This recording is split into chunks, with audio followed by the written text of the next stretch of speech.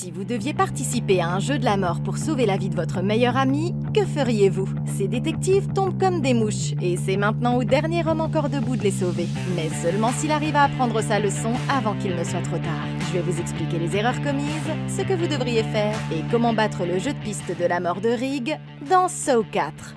Jigsaw est sur le point de mettre ses officiers à l'épreuve, et cette fois, la seule façon de gagner, c'est de ne pas jouer du tout. Quelques heures après sa mort, le corps de John Kramer, l'homme à l'origine des meurtres de Jigsaw, est emmené à la morgue du comté pour y être autopsié. Dans son estomac, il trouve un étrange objet recouvert de cire de bougie et décide d'appeler des renforts avant d'aller plus loin. L'inspecteur Mark Hoffman arrive rapidement sur les lieux, et il découvre qu'il s'agit en fait d'une petite cassette que John a intentionnellement avalée quelques instants avant d'être tué. Il la met en route et entend Jigsaw lui assurer que même s'il est mort, le jeu ne fait que commencer. Quelque part à l'autre bout de la ville, un homme nommé Trevor se réveille dans un vieux mausolée avec une lourde chaîne de métal attachée à un collier autour de son cou. Pire, ses yeux ont été cousus et il ne voit rien. Paniqué, il tire sur la chaîne pour essayer de comprendre ce qui se passe et il se rend compte qu'il n'est pas seul. De l'autre côté de la pièce se trouve l'avocat Art Blank, dont les lèvres sont cousues. Ça signifie que les deux hommes n'ont aucun moyen de communiquer et Trevor commence rapidement à paniquer. Tâtonnant autour de la pièce, il renverse une boîte d'outils et commence à les lancer à l'aveuglette sur Art, qu'il pense être son kidnappeur. C'est alors qu'Art remarque que la clé de son collier est accrochée à la nuque de Trevor, et qu'il devra s'en emparer s'il veut s'échapper. Entre eux, il y a un étrange dispositif mécanique. Quand Trevor tire sur le bout de la chaîne, il active accidentellement le piège, commence à les rapprocher lentement l'un de l'autre. Ils saisissent chacun une arme, et tandis que Trevor se tient au centre de la pièce et essaie de se défendre en frappant à grands coups dans le vide, Art s'avance prudemment et le frappe dans le dos avant de tenter de s'emparer de la clé. Convaincu qu'Art essaie de le tuer, Trevor se penche en avant, lui plante un crochet dans la jambe, le faisant tomber au sol, et il s'éloigne rapidement en rampant.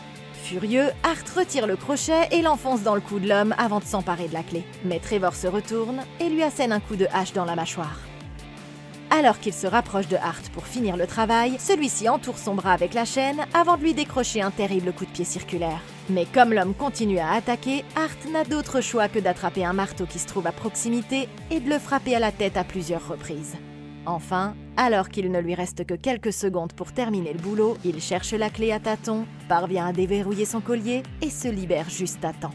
De tous les endroits où on peut se retrouver dans un jeu de la mort, commencer par un mausolée est certainement mauvais signe. Mais cela dit, à ce jour, c'est un des pièges les plus faciles à déjouer si vous adoptez la bonne approche. À leur réveil, les hommes avaient vraiment deux options. Coopérer pour pouvoir survivre tous les deux, ou éliminer l'autre et ne s'occuper que de soi. Trevor a été le premier à se réveiller, et le premier à paniquer. Il se trouve que ce n'était pas la meilleure chose à faire. Mais qui peut blâmer un gars de se mettre en mode combat ou de fuite quand il se réveille avec une chaîne autour du cou et les paupières cousues? Dans cette situation, réagir par la peur est tout à fait compréhensible. Mais le fait est que s'il avait pris ne serait-ce que quelques secondes pour réfléchir, il aurait peut-être pu survivre après tout. Quand Art s'est enfin réveillé, Trevor a d'abord commencé à essayer de communiquer avec lui, mais il est immédiatement entré dans une rage aveugle quand il n'arrivait pas à comprendre ce que l'homme lui disait. Cependant, quand on y réfléchit de manière logique, si vous vous réveillez dans une telle situation et que l'autre personne dans la pièce semble ne pas pouvoir ouvrir la bouche, vous pouvez supposer qu'elle est également une victime et non la personne responsable de votre malheur. Et une fois que vous savez ça, il n'y a plus aucune raison de passer tout de suite à l'offensive. Et ils auraient plutôt dû essayer de trouver un moyen de communication qui leur permette de comprendre ce qui se passe réellement. Même s'il n'est pas capable de faire des phrases claires, Art ne devrait pas avoir trop de mal à dire oui ou non pour que Trevor comprenne. Ensuite, en se posant calmement les bonnes questions, ils auraient pu élaborer un plan d'évasion. Le piège lui-même ne s'est activé que quand Trevor a tiré trop fort sur la chaîne, ce qui signifie que s'il était resté calme et s'il avait essayé de travailler en équipe, ils auraient eu tout le temps nécessaire pour élaborer une stratégie. S'il avait soigneusement cherché dans la pièce sans trop tirer sur la chaîne, il aurait trouvé la boîte à outils. Et au lieu de les lancer immédiatement sur Art, Trevor aurait pu essayer d'utiliser un des outils les plus tranchants comme la petite hache pour couper délicatement les points de suture de ses yeux ou simplement les retirer à la main sans avoir besoin de les couper avant. Ça va faire mal, mais dans un jeu de la mort, tous les sens doivent être mis à contribution. Et c'est un sacrifice qu'il aurait dû être prêt à faire s'il voulait survivre. Art aurait pu faire la même chose en utilisant un des outils pour couper ses points de suture ou en les retirant lui-même, ce qui lui aurait permis de parler à Trevor et d'espérer sortir de là tranquillement. Même après que Trevor ait commencé à lancer les outils sur lui, Art aurait dû ramasser la hache et l'utiliser pour couper soigneusement ses points de suture tout en restant hors de portée des attaques de Trevor. Ce qui leur aurait donné une chance de se parler avant que les choses ne s'enveniment davantage. Maintenant, dès qu'ils ont commencé à se battre, Hart avait manifestement un avantage majeur. Trevor ici présent a l'air d'un grand costaud et serait probablement capable de faire mordre la poussière à Hart dans un combat équitable. Mais sans la capacité de voir, la seule option qui lui restait était d'écouter les sons pour essayer de localiser Hart comme s'il jouait à Colin Maillard, mais un Colin Maillard de la mort. C'était une raison de plus pour lui de vouloir résoudre les choses de manière pacifique avant de complètement péter les plombs. Et en plus, même s'il était parvenu à jeter Hart à terre, il aurait eu beaucoup de mal à trouver la clé et à ouvrir son collier, ce qui veut dire qu'il était de toute façon condamné dès le début. J'aurais préféré être à la place de Hart, parce qu'il lui suffisait de rester calme, d'esquiver les attaques de Trevor et de manœuvrer prudemment derrière lui. Et avec un seul bon coup à l'arrière de la tête, tout aurait été terminé. Il aurait même pu utiliser certains outils comme diversion en les jetant de l'autre côté de la pièce. Le bruit aurait déconcentré Trevor et ça aurait permis à Hart d'avoir une ouverture plus facile pour porter un coup. C'est brutal, mais du point de vue de Hart, je peux comprendre pourquoi il a fini par choisir la violence, surtout après avoir activé le piège et s'il savait qu'il ne lui restait que quelques instants à vivre. La prochaine fois, s'il ne veut pas se retrouver avec un autre crochet dans la jambe, il devra tuer du premier coup au lieu de lancer mollement sa seule arme dans le dos du gars. Il est difficile de penser rationnellement quand on se bat pour sa vie, mais une fois qu'Hart a eu la clé et que Trevor était inconscient, il n'était vraiment pas nécessaire de l'achever violemment comme il l'a fait. Techniquement, ça fait de lui un meurtrier, et bien qu'il ait réussi à survivre, Jigsaw n'en a probablement pas fini avec lui. Au même moment, une équipe d'officiers dirigée par le détective Hoffman entre prudemment dans un bâtiment abandonné à la recherche d'une des victimes de Jigsaw. Ils constatent que l'endroit est truffé de pièges, et ils envoient un robot tactique en repérage. Alors qu'il observe sa progression à travers l'écran, l'officier Daniel Rigg réalise que la victime est en fait son ancienne partenaire, l'inspecteur Kerry. Il fait irruption dans la pièce pour la sauver avant même que le reste de l'équipe n'ait le temps de sécuriser la salle. Malheureusement, ils interviennent trop tard. La femme est déjà morte. Et pendant qu'ils attendent le médecin légiste, Hoffman réprimande Rigg pour s'être précipité à travers une porte qui n'était pas encore sécurisée. Au bout d'un moment, 2 agents du FBI, Stram et Perez, arrivent sur les lieux. Ils étaient en contact avec Kerry quand elle travaillait sur les meurtres de Jigsaw. Et ils ont reçu un dernier message bizarre de sa part juste avant sa mort. Ouvre la porte et tu me trouveras avec une clé inexpliquée. Perez examine la scène de crime et remarque rapidement que le piège était impossible à déjouer, ce qui ne correspond pas au mode opératoire habituel de Jigsaw. Et Hoffman souligne qu'il s'agit très probablement de l'œuvre de son apprentie Amanda Young. Cependant, Stram soutient que Kerry était physiquement plus grande qu'Amanda et qu'il lui était donc impossible de mettre la détective dans une position pareille sans se faire aider. Jigsaw est sur son lit de mort, et ça signifie donc qu'il pourrait y avoir un 3e complice encore en liberté. De retour au poste, Hoffman trouve Rigg en train d'examiner des preuves. Il éteint l'écran et lui ordonne de rentrer chez lui et de se changer les idées. Mais Rigg refuse d'abandonner l'affaire. Dans son dernier message, Kerry prévient les agents que 2 d'entre eux sont en danger. Perez veut le dire à Hoffman, mais Stram insiste pour qu'il le garde pour eux afin de ne pas provoquer une panique inutile. De retour chez lui, Rigg trouve sa femme Tracy en train de faire ses valises.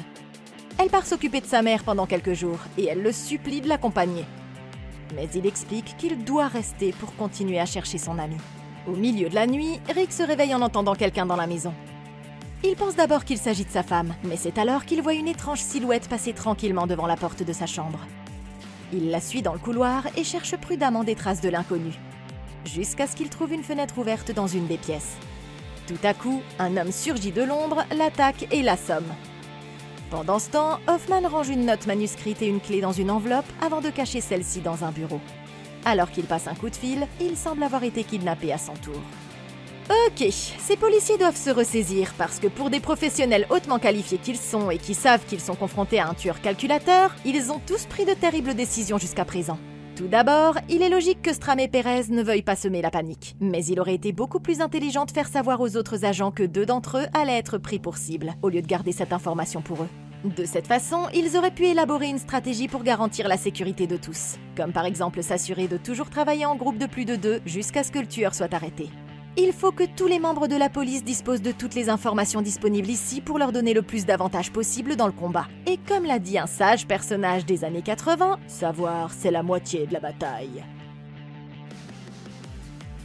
En plus, si un des officiers tombe dans un piège, les autres devront risquer leur vie pour le sortir de là. Ce qui signifie qu'il vaudrait mieux dès à présent qu'ils sachent tous qu'ils pourraient être en danger, afin qu'ils puissent se méfier des embuscades et éviter d'être capturés. Tous les membres de son équipe sont devenus des victimes sauf Rig, et il est fort probable qu'il devienne une des prochaines cibles. Donc là, ils ont manqué une occasion parfaite de l'utiliser comme appât pour piéger le kidnappeur. Après l'avoir renvoyé chez lui pour la nuit, j'aurais demandé à une équipe d'officiers de le suivre discrètement et de surveiller sa maison. De cette façon, il serait sur les lieux pour intervenir immédiatement si quelque chose en rapport avec Jigsaw se produisait. En même temps, Rig n'était pas non plus la cible la plus difficile à kidnapper. Depuis qu'il sait que Jigsaw s'en prend systématiquement à tous ceux qui l'entourent, laisser sa femme s'en aller était une très mauvaise idée. Même si le tueur ne s'en prenait pas directement à lui, il aurait pu facilement attaquer sa femme quand elle était seule, ce qui signifie que le choix le plus sûr aurait été qu'ils restent ensemble. Si ça veut dire prendre quelques jours de congé pour l'accompagner en dehors de la ville, c'était probablement la meilleure solution, et il aurait pu demander aux inspecteurs de le tenir au courant de l'évolution de l'affaire. Prendre cette décision cruciale de suivre sa femme lui aurait évité de se retrouver dans son propre jeu de la mort. Mais malheureusement, il était tellement obsédé par sa volonté de retrouver Eric qu'il n'a pas voulu laisser tomber. Et il n'a pas fallu longtemps pour que Rick se fasse kidnapper dans sa propre maison. Traitez-moi de parano si vous voulez, mais si je savais que Jigsaw s'en prendrait à mes collègues, comme s'il les cochait sur une liste de courses, vous pouvez être sûr que je vérifierais 3 fois les poignées de chaque fenêtre et les serrures de chaque porte de la maison avant de m'endormir. Et en plus, je garderai toujours une arme chargée sur la table de nuit afin d'être prête à faire feu à tout moment.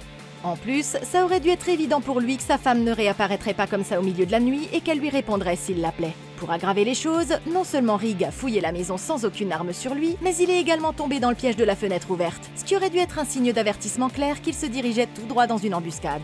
Au lieu de ça, il a marché dans toute la maison au hasard, dans le noir, et il s'est exposé à une attaque. Ce que Rig aurait dû faire ici, c'était prendre discrètement son arme, mettre quelques oreillers sous les draps pour faire croire qu'il était encore au lit, et attendre patiemment de l'autre côté à l'abri des regards. Comme ça, si on cherchait vraiment à le kidnapper, ils auraient fini par revenir pour voir pourquoi ils ne venaient pas vers l'appât évident qu'ils avaient placé. Le leurre qu'il aurait mis en place aurait alors suffi à les distraire momentanément, ce qui lui aurait laissé le temps de confirmer qu'il s'agissait bien d'une menace avant de surgir de l'ombre et de vider son chargeur. Après tout, le meilleur moyen de survivre à un jeu de la mort, c'est de faire les bons choix. Et surtout, de ne jamais se retrouver dans un tel jeu pour commencer. Quelque temps plus tard, Rick se réveille dans sa baignoire, et il réalise qu'il a dû être pris dans un des pièges de Jigsaw. Après s'être armé d'un crochet à serviette, il ouvre la porte d'un coup sec et déclenche accidentellement un câble qui allume la télé. Celle-ci se met alors à diffuser un message. Son téléphone a été détruit, mais il trouve son revolver toujours chargé de munitions dans le tiroir de la table de nuit. Dans le message, Jigsaw explique qu'Eric est en fait toujours en vie, bien qu'il se tienne au sommet d'un bloc de glace qui est en train de fondre et qu'il n'a que 90 minutes pour lui sauver la vie. Le détective Hoffman, qui est lié d'une manière ou d'une autre à la survie d'Eric, est coincé avec lui dans le piège. Et comme dernier conseil, Jigsaw prévient Rig que le seul moyen de les sauver, c'est qu'il apprenne enfin à lâcher prise. À laisser tomber si vous préférez. Rig ouvre la porte du couloir et active une minuterie qui lance le compte à rebours. Quelqu'un a accroché des photos en noir et blanc de plusieurs personnes dans toute la maison, dont certaines d'Eric et de son fils. Dans la pièce voisine, il découvre une femme enfermée dans un appareil incapable de bouger et le message « Vois ce que je vois » est écrit sur le mur. Tout à coup, la télé s'allume et Jigsaw explique qu'il s'agit de son premier test. Bien que la femme semble être une victime, il la considère comme une criminelle qui ne mérite pas de vivre, et il encourage Rig à s'éloigner au lieu d'essayer de la sauver. Mais Rig ignore son conseil. Il enlève le masque du visage de la femme et active accidentellement le piège, qui commence à tirer lentement sur ses cheveux d'une manière qui finira par la scalper. Paniquée, elle lui dit que la combinaison pour la libérer est cachée quelque part dans l'engrenage. Mais il pense qu'essayer de trouver les chiffres prendra trop de temps. Au lieu de ça, il se précipite dans la cuisine à la recherche d'un couteau pour lui couper les cheveux. Mais il s'aperçoit que le tiroir a été vidé et que la seule chose qu'il contient est une note moqueuse de Jigsaw qui l'avertit que le temps s'écoule.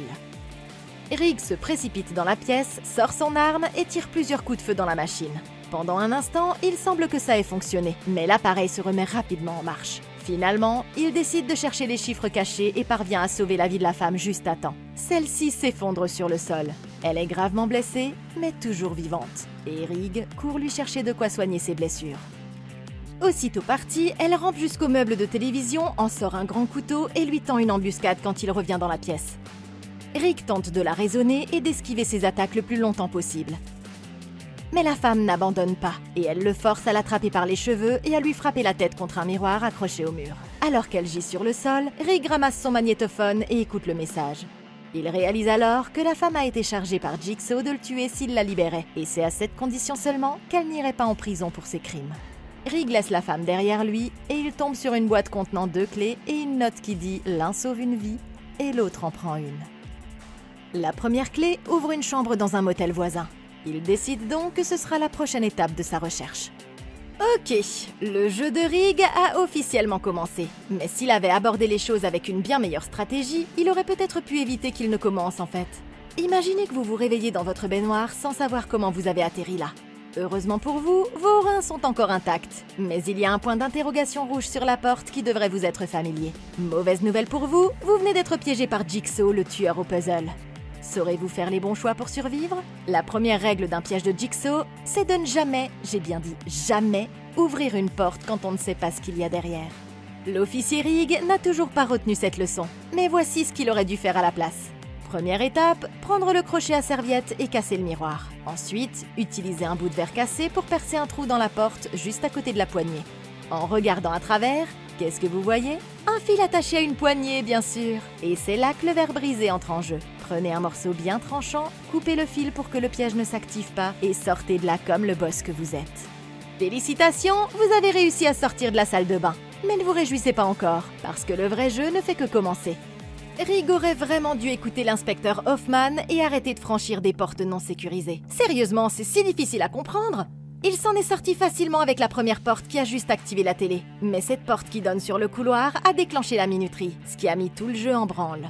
S'il avait utilisé la même astuce que celle que j'ai suggérée pour la salle de bain et percé un trou à côté de la poignée et utilisé un éclat de verre pour couper le fil, il aurait probablement pu éviter de déclencher le compte à rebours. Sinon, il y a aussi la possibilité de passer par la fenêtre de sa chambre au lieu de passer par la porte. Et personnellement, je préfère tenter ma chance avec la gravité plutôt qu'avec ce que Jigsaw a prévu. Parce que de cette façon, au moins, je sais dans quoi je m'embarque. Même le piège dans lequel la femme était coincée ne s'est déclenché qu'au moment où il a retiré le masque. Et il n'a même pas vérifié s'il était attaché à quelque chose. S'il avait pris le temps de regarder autour de lui, il aurait vu le câble et encore une fois, il aurait suffi d'un simple morceau de verre à serrer pour le désamorcer. Sinon, si ça ne fonctionnait pas, il aurait aussi pu juste la laisser là jusqu'à l'arrivée des secours.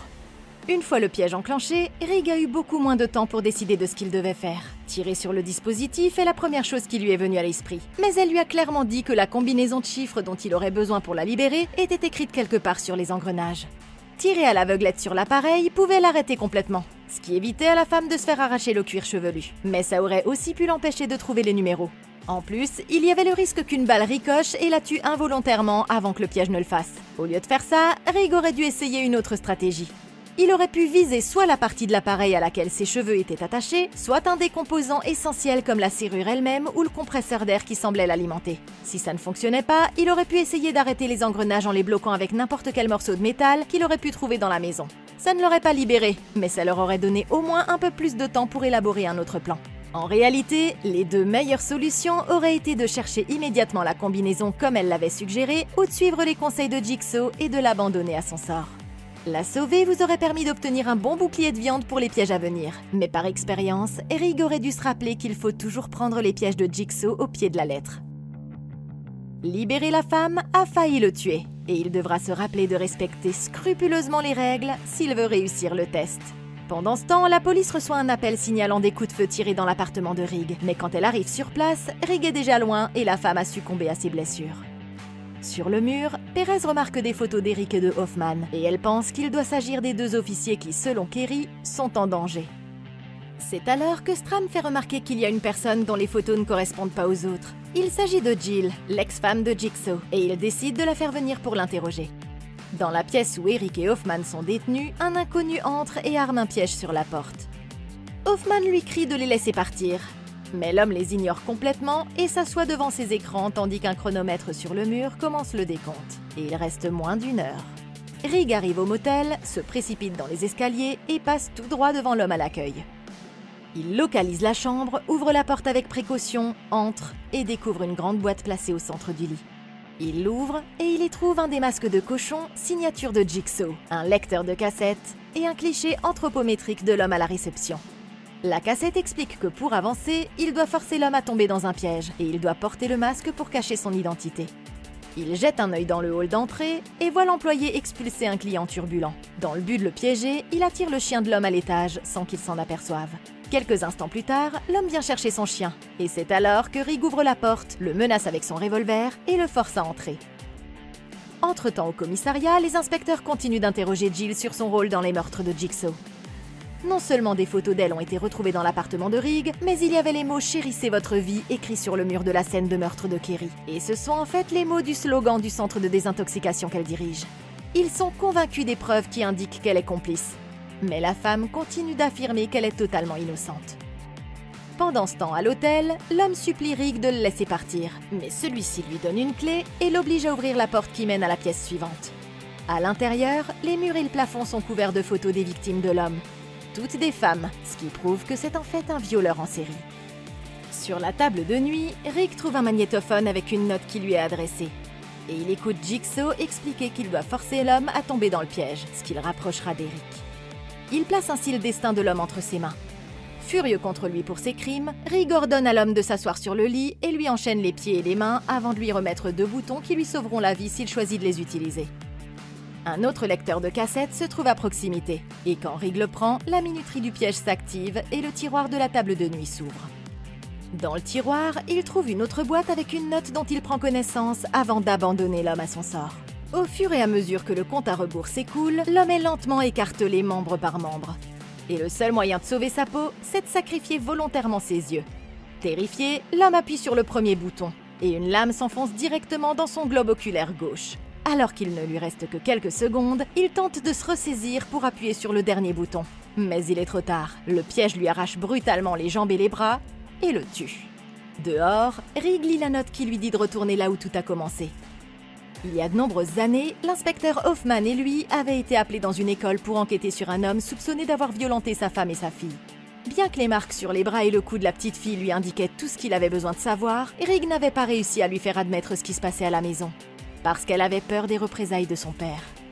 Satisfait de lui-même, l'homme avait commencé à se moquer de Rigg et du fait qu'il ne pouvait rien prouver. Mais c'était là sa plus grosse erreur. Furieux, Rigg avait passé l'homme à tabac, ce qui avait failli lui coûter son poste. Mais Hoffman l'avait aidé à étouffer l'affaire au lieu de devoir faire face à une sanction. De retour au poste de police, Jill continue à expliquer l'histoire de John.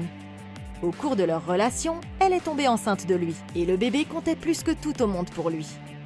Un soir, alors qu'elle fermait sa clinique, ce type dérangé, Cécile, s'était présenté en prétendant avoir oublié sa veste. Mais quand elle avait ouvert la porte pour lui rendre la veste, il était entré de force, l'avait menacée avec un couteau et avait décidé de cambrioler la clinique. Au lieu de s'enfuir alors qu'elle en avait l'occasion, Jill avait encore voulu aider l'homme et avait décidé d'attendre qu'il revienne. Dans sa précipitation à quitter le bâtiment, il avait alors accidentellement claqué la porte sur elle et lui avait fait perdre le bébé. Et John avait été témoin de la scène alors qu'il l'attendait sur le parking. Avant qu'il ne puisse terminer l'entretien, Stram est appelé pour enquêter sur la scène de crime du motel. Selon les officiers, la chambre était louée depuis 6 jours par Art Blank, bien que l'homme lui-même ait disparu depuis 2 semaines. Il s'avère que l'homme possède plusieurs propriétés dans la ville, et que sa dernière adresse connue se trouve à quelques rues de là. La piste les mène à un sous-sol délabré où il trouve 2 dossiers posés sur une table. Tout à coup, Stram comprend la vérité. Les 2 officiers dont Kerry avait parlé et qui seraient en danger sont en fait Pérez et lui-même depuis le début. Pendant ce temps, Eric décide qu'il en a assez et il saute du bloc de glace pour tenter d'échapper au piège. L'homme qui les surveillait se précipite et le remet à sa place. Il lui explique que s'il ne pèse pas de tout son poids sur le dispositif et si suffisamment d'eau a fondu, le piège électrocutera et tuera également Hoffman. À ce moment-là, Hoffman voit le visage de l'homme pour la première fois et il se rend compte qu'il s'agit d'Art, l'avocat qui a tenté de faire condamner Rigg pour avoir agressé son client des années auparavant. Rigg retourne à l'école et suit les flèches peintes sur les murs jusqu'à ce qu'il arrive à la porte d'une salle de classe sur laquelle est peint un point d'interrogation. À l'intérieur, il trouve le mari et la femme attachés à un appareil au centre de la pièce. L'homme est déjà mort, mais la femme est encore en vie et une simple flèche de métal traverse leurs 2 corps. Avant l'arrivée de Rigg, le couple avait été empalé avec plusieurs pointes de métal de telle manière que les retirer permettrait à la femme de s'échapper sans que cela lui soit fatal, mais par contre, dans l'opération, ça tuerait le mari. Pour rester en vie, la femme a choisi de sacrifier son mari et elle a lentement retiré les pointes une à une. Mais elle s'est évanouie avant d'arriver à la dernière. Ok, cette femme a fait ce qu'il fallait, mais elle devait agir avec prudence parce que si elle avait enlevé les pointes jusqu'au bout, elle aurait pu se vider de son sang avant que les secours n'arrivent. Ce qu'elle aurait dû faire, c'est retirer les pointes juste assez pour qu'elles soient complètement sorties du corps de son mari, mais sans les retirer jusqu'au bout. De cette façon, elle aurait quand même gagné la partie et aurait pu laisser les pointes en place jusqu'à ce qu'un médecin puisse les retirer en toute sécurité plus tard. Survivre à un piège de Jigsaw pour ensuite mourir de ses blessures, c'est pas une façon de quitter le jeu. Donc il vaut mieux rester calme et faire les choses en toute sécurité plutôt que de commettre une erreur cruciale si près de la ligne d'arrivée. Sur un chariot à proximité, Rick trouve une cassette qui explique que sa clé peut libérer la femme, mais seulement s'il pense qu'elle a vraiment appris sa leçon. Quand il aura pris sa décision, il trouvera l'indice de sa prochaine destination caché juste à côté de la carte. Il saisit la dernière pointe, la retire et sauve la femme avant de trouver derrière l'écran du projecteur une autre boîte contenant une photo de sa femme. Au dos de la photo, il est écrit le message « Rentre chez toi », mais le G semble différent du reste des lettres. C'est alors que Rick réalise qu'il s'agit du même style de lettres écrites au dos du couteau dans son appartement, ce qui le conduit à une usine de conditionnement de viande ayant appartenu à Jigsaw. Il tend la clé à la femme et lui dit qu'elle peut l'utiliser pour sauver sa peau. Mais avant de s'en aller, il déclenche l'alarme incendie pour que les flics viennent l'aider. Et une fois de plus, Rick est déjà bien loin quand les policiers arrivent sur les lieux. Alors qu'elle enquête dans la salle de classe, Perez reçoit un appel téléphonique qui l'informe que toutes les victimes étaient des clients d'Art Blank, y compris Jill. Perez découvre que Jill serait apparemment propriétaire de l'immeuble dans lequel il se trouve, et elle et Stram décident de fouiller les lieux à la recherche d'autres indices. Dans un bureau au bout du couloir, il trouve la marionnette de Jigsaw posée sur une chaise avec un magnétophone autour du cou. Sur l'enregistrement, Jigsaw avertit Perez que son partenaire est sur le point de tuer un homme innocent, et il lui dit que son prochain geste sera critique. Confuse, la femme se penche vers l'avant pour en savoir plus, quand tout à coup le visage de la poupée explose et la crible d'éclats, la laissant en vie, mais dans un état critique. Alors que les ambulanciers l'emmènent, elle remet à Stram la clé du dernier message de Kerry. Et maintenant, ça va être à lui d'aller jusqu'au bout tout seul. Ok, ça c'est une façon de souffler votre esprit. Qui aurait pu deviner que face à une vraie marionnette, c'est l'inspecteur Perez qui se révélerait être le vrai pantin. Félicitations, jeune inspectrice. Tu as merde. Voici une question pour toi, Sherlock. Sur combien de scènes de crime devras-tu encore enquêter avant de comprendre qu'il ne faut jamais baisser ta garde quand Jigsaw est dans le coin? Sérieusement, vous qui êtes officier, vous n'avez pas encore compris qu'il faut soigneusement mettre hors service tout ce qui a un rapport avec Jigsaw avant d'enquêter? Je voulais te donner une chance parce que tu es nouvelle ici. Mais le fait est que personne n'est en sécurité quand Jigsaw est dans les parages. Et une petite erreur peut te coûter la vie à toi ou à quelqu'un d'autre. Et c'est ce que tu viens d'apprendre à tes dépens.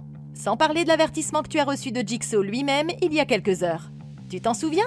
Celui qui disait expressément que tu étais en danger et qui te demandait de rester en retrait. Je parie que tu as compris le message maintenant. Mais malheureusement, il est un peu trop tard. Heureusement que tu as survécu assez longtemps pour que les secours puissent arriver. Mais si tu ne t'en sors pas, tu auras au moins eu de la compagnie. Quand tu tombes dans un piège de Jigsaw alors que tu viens de passer les dernières 24 heures à ramasser les restes de ses dernières victimes, inspecteur Perez, tu as merde. Pendant ce temps, Eric trouve un nouveau plan et fait semblant de s'étouffer sous la pression de la chaîne autour de son cou.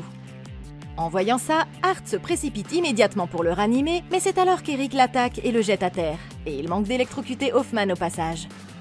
Au dernier moment, Art parvient à prendre le contrôle sur Eric et lui explique que ce n'est pas de lui qu'il devrait s'inquiéter. Il y a une autre personne qui ne s'est pas encore présentée et qui est impliquée dans leur test. Et si ce type réussit son test et qu'Eric survit jusqu'à la fin du chrono, alors ils seront tous libres de partir. Pour son dernier test, Art remet à Eric un revolver avec une seule balle, en lui disant que dorénavant, sa vie ou sa mort ne dépendra que de lui. De retour au commissariat, Stram doit annoncer la mauvaise nouvelle à la mère de Perez et dans sa frustration, il commence à mettre le bureau sans dessus-dessous. C'est alors qu'il tombe sur une photo de John et Art, se tenant devant l'usine de conditionnement de viande. Mais il n'arrive toujours pas à rassembler les pièces du puzzle pour le moment. Furieux, il revient en trombe dans la salle d'interrogatoire et demande à Jill de lui expliquer le lien entre John et l'avocat. Après avoir perdu leur enfant, John est tombé dans un état de dépression extrême et il a blâmé Jill pour ce qui s'est passé. Il s'est éloigné d'elle et de Art avec qui il avait des relations d'affaires. Finalement, l'avocat et elle l'ont retrouvé dans son atelier et lui ont demandé de revenir à la vie normale. Mais il a refusé, encore trop bouleversé pour se soucier d'autre chose que de se venger. Peu après, on a diagnostiqué à John un cancer en phase terminale et il a tenté de mettre fin à ses jours en se crachant dans sa voiture. Mais il a survécu. Quand elle a appris ça, Jill a essayé de lui tendre la main une dernière fois, mais l'homme qu'elle avait connu auparavant n'existait plus. Cécile, l'homme qui avait causé la perte de leur enfant, avait disparu et John avait expliqué qu'il allait lui montrer qu'il ne faut pas prendre la vie pour acquise. Pendant le festival marquant l'année du cochon, il avait enlevé l'homme, l'avait amené à l'atelier et en avait fait le sujet de son premier test. Quand Cécile s'était réveillée, il s'était retrouvé prisonnier d'un appareil avec des pointes de métal lui transperçant les mains et les pieds. Il l'avait supplié de le libérer, mais John lui avait répondu que le mieux qu'il pouvait faire, c'était de lui donner un outil pour l'aider à se libérer. Il se trouve que l'outil était un genre de masque composé de couteaux, que John avait placé autour du visage de Cécile. Pour s'en échapper, il devait se pencher vers les lames, les écarter avec son visage pour pouvoir activer un bouton de l'autre côté, ou alors rester sur sa chaise et se vider lentement de son sang. Cécile n'avait pas le choix. Il s'était penché vers les lames, s'infligeant de profondes blessures au visage. Mais il ne parvenait pas à se libérer. Tout à coup, la chaise sur laquelle il était assis s'était cassée accidentellement et l'avait libéré. Furieux, il s'était jeté sur John, mais celui-ci s'était esquivé à la dernière seconde, ce qui avait envoyé Cécile voler dans une cage remplie de fils barbelés. Ce qui l'avait finalement tué. Ok, ce type l'a bien mérité, mais il aurait pu s'en sortir si seulement il avait appris sa leçon. John est certainement fou, mais c'est pas un meurtrier. Donc si après s'être échappé du piège, Cécile avait pris ses jambes à son cou au lieu de s'en prendre à lui, il aurait pu survivre. Techniquement, il n'a pas réussi son test, ce qui signifie que John aurait quand même essayé de le retrouver pour la deuxième manche. Mais il est clair qu'il aurait mieux fait de tenter sa chance dehors plutôt que d'attaquer le boss dans son propre atelier. Enfin merde quoi! S'il n'avait pas passé son temps à discuter plutôt que de jeter un coup d'œil tout autour, il aurait pu se frapper la tête contre le bouton et se libérer avant même que le masque avec les couteaux ne lui soit mis sur la tête. Mais comme dirait l'autre, n'est stupide que la stupidité. Et après ce qu'il a fait, je peux pas dire que je sois si triste que ça de le voir disparaître. Tout à coup, Stram réalise enfin que leur enfant à naître avait le même prénom que le premier immeuble de John, et il exige qu'elle lui donne l'adresse. Au même moment, Rig arrive à l'usine. Il entre à l'intérieur et trouve une note qui lui rappelle d'être patient, parce que le temps joue en sa faveur. Alors qu'il ne lui reste que quelques minutes, Eric charge le revolver et remarque 2 énormes blocs de glace suspendus au plafond au-dessus de sa tête, et qui semblent être reliés à la poignée de la porte d'entrée de la pièce. Plus loin, Rick trouve un minuteur avec moins de 4 minutes restantes. Devant le minuteur se trouvent les badges d'Eric et de Hoffman, ainsi qu'une note qui lui demande s'il a compris comment vraiment sauver une vie. Dans la salle de torture, Art enlève sa veste et révèle qu'il a également un dispositif attaché à sa nuque depuis le début. Il sort un gros bouton rouge d'une de ses poches et leur explique qu'il est supposé les libérer à la fin du minuteur. Pendant ce temps, Stram entend de drôles de bruits qu'il suit jusqu'à une autre partie du bâtiment, et il arrive à une chambre froide pour la viande, fermée à clé. Il réalise que la clé qu'il a ouvrira la porte. À l'intérieur, il trouve un homme nommé Jeff qui vient de tuer Jigsaw après avoir réussi plusieurs tests dans le même bâtiment. Confus, Jeff se retourne et pointe une arme sur Stram, ce qui oblige le détective à lui tirer 2 balles dans la poitrine et à le tuer. Rig arrive enfin à la porte sur laquelle il est écrit que c'est son dernier test, et il a moins de 10 secondes. Il est désespéré de sauver son ami et il fonce droit sur la porte. Mais Eric, qui ne peut pas le voir clairement à travers la vitre, tire avec son revolver pour tenter de l'arrêter.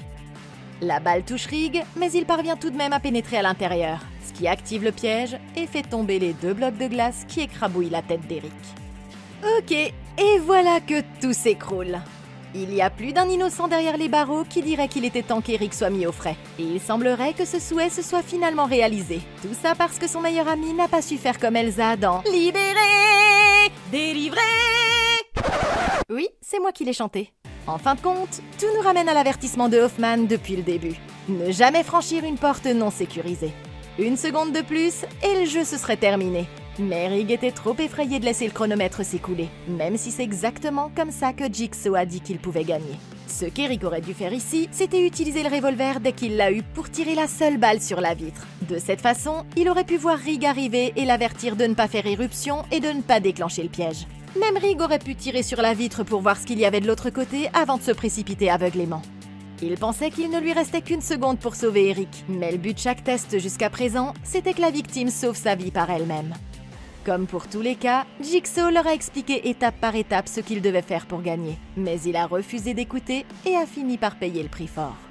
Dans la seconde qui suit, Art se précipite sur Rig qui lui tire une balle dans la poitrine.